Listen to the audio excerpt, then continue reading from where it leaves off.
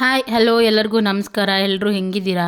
ನಾವೆಲ್ಲ ತುಂಬ ಚೆನ್ನಾಗಿದ್ದೀವಿ, ನೀವು ಚೆನ್ನಾಗಿದ್ದೀರಾ ಅಂತ ಅಂದ್ಕೊಂಡಿದ್ದೀನಿ. ಈ ವ್ಲಾಗ್ ಬಂದುಬಿಟ್ಟು ಧರ್ಮಸ್ಥಳಕ್ಕೆ ಹೋಗಿದ್ವಲ್ಲ, ಅದ್ರ ಕಂಟಿನ್ಯೂಷನ್ ವ್ಲಾಗು. ಬೆಳಗ್ಗೆನೇ ಎದ್ದು ಒಂದು 6 ಗಂಟೆಗೆ ಎಲ್ಲರೂ ರೆಡಿ ಆಗಿಬಿಟ್ಟು ರೂಮೆಲ್ಲ ವೇಕೆಟ್ ಮಾಡಿ ಹೊರಗಡೆ ಬಂದು ಎಲ್ಲರೂ ಕಾಫಿ ಕುಡಿದ್ವಿ. ಕಾಫಿ ಕುಡಿದ್ಬಿಟ್ಟು ಕುಕ್ಕೆ ಸುಬ್ರಹ್ಮಣ್ಯಕ್ಕೆ ಹೊರಟ್ವಿ. ಗುಂಡು ಗುಂಡು ಗುಂಡು ಇಲ್ಲಡ ಈಗ ಟಾಟಾ ಬಾಯ್. ಏಯ್ ಟಾಟಾ ಬಾಯ್. ಫೋಟೋ ತೆಗಿಲ್ಲ. ಕುಕ್ಕೆ ಸುಬ್ರಹ್ಮಣ್ಯಕ್ಕೆ ಹೋಗೋಕ್ಕೂ ಮುಂಚೆನೇ ಮಧ್ಯದಲ್ಲಿ ಸೌತಡ್ಕ ಶ್ರೀ ಮಹಾಗಣಪತಿ ಟೆಂಪಲ್ ಅಂತ ಸಿಗುತ್ತೆ. ಅದು ಧರ್ಮಸ್ಥಳದಿಂದ 17 ಕಿಲೋಮೀಟರ್ಸ್ ಇಲ್ಲಾಂದರೆ 18 ಕಿಲೋಮೀಟರ್ಸ್ ಏನೋ ಆಗುತ್ತೆ. ಫಸ್ಟ್ ಅಲ್ಲಿಗೆ ಹೋಗ್ಬಿಟ್ಟು ಆಮೇಲೆ ನಾವು ಕುಕ್ಕೆ ಸುಬ್ರಹ್ಮಣ್ಯಕ್ಕೆ ಹೋಗೋದು. ಈ ಸಲ ಮಾತ್ರ ಅಲ್ಲ, ಈ ಪ್ರತಿ ಸಲ ನಾವು ಹಂಗೆ ಹೋಗೋದು. ಏನು ನಿಮ್ಮಣ್ಣ ಯಾಕೆ ಕಾಕಿ ಹಿಂಗೆ ಹಾಕೊಂಡ್ಬಿಟ್ಟಾನೆ ಇವತ್ತು ಡ್ರೈವರು? ಹೌದಾ?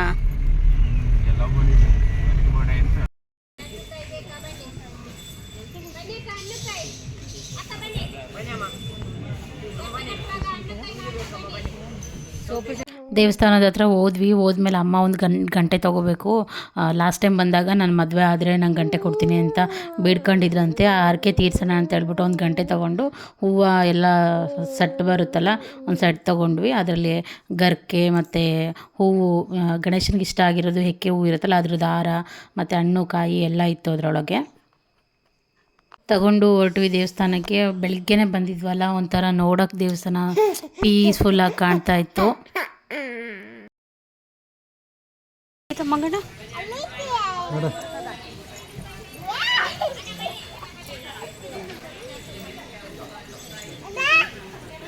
ಬಾ.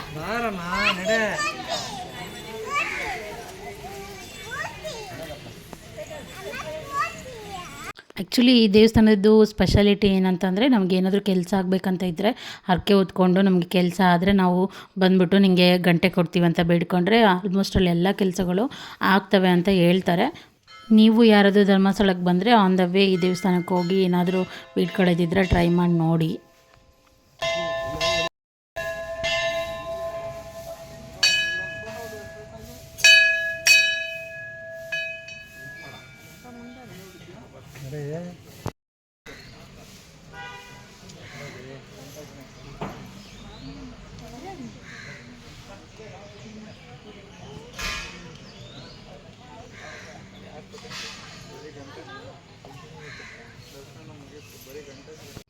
ಈ ದೇವಸ್ಥಾನಕ್ಕೇನು ಸುಮಾರು 800 ವರ್ಷಗಳದ್ದು ಇತಿಹಾಸ ಇದೆ ಅಂತ ಹೇಳ್ತಾರೆ.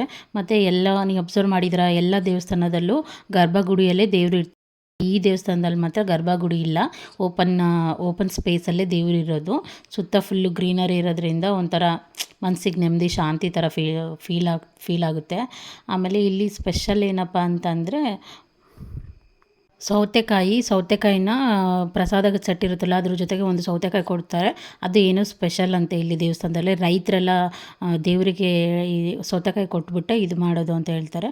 ಆಮೇಲೆ ಪ್ರಸಾದ ಬಂದುಬಿಟ್ಟು ಅವಲಕ್ಕಿ, ಬೆಲ್ಲ ಮತ್ತು ತುಪ್ಪ ಹಾಕಿ ಮಾಡಿರ್ತಾರೆ. ತುಂಬಾ ಸಖತ್ತಾಗಿ ಟೇಸ್ಟ್ ಆಗಿರುತ್ತೆ ಆ ಪ್ರಸಾದ ಮಾತ್ರ.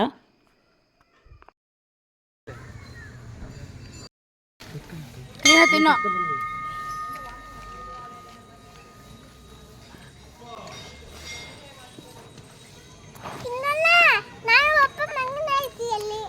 ನಾಯಿಗಳಿದಾವೆ ಪುಟ್ಟಿ ಬೈ ಕಡೆಗೆ ಬಾರ ಕುತ್ಕ.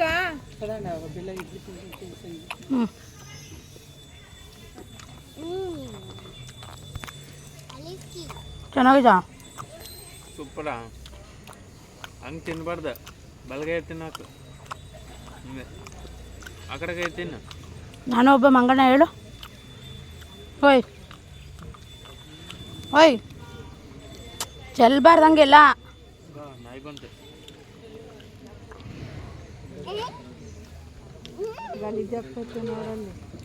ಬರ್ರಿ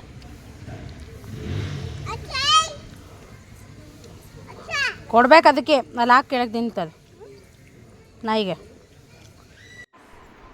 ನಾನು ಒಬ್ಬ ಮಂಗಣ್ಣ, ನಾನೇ ಒಂದು ಬಾಲ ಕುಂಟನಂತೆ ನೆಸವೆ, ಗಿಸ ಗಿಸ ಎಲ್ಲವೇ ಜನನೆಲ್ಲ ನೆಸವೆ. ಕರೆ ಮಂಗ ಬಾನ್.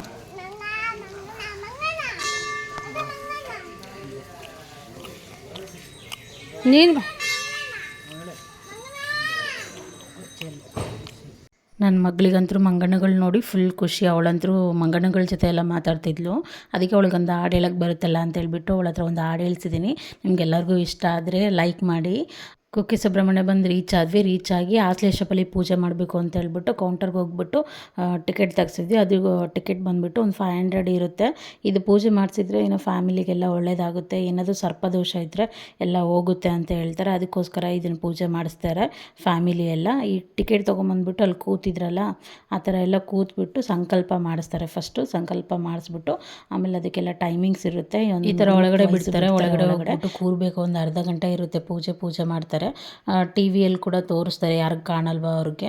ಅಲ್ಲಿ ಫುಲ್ಲೂ ಸೆಕೆ ಆಗ್ತಿತ್ತು. ಪಾಪು ಇಲ್ಲ ಮೌರ್ಯ ಎಲ್ಲ ಅಳ್ತಾ ಇದ್ದ.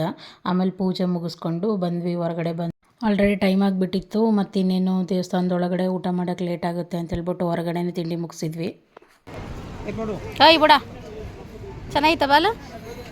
ಓಯ್ ಬೋಡ ಹಾಂ ಒಂದೊಂದೇ ಶಾಪಿಂಗ್ ಮಾಡಿಬಿಟ್ಟಲ್ಲ.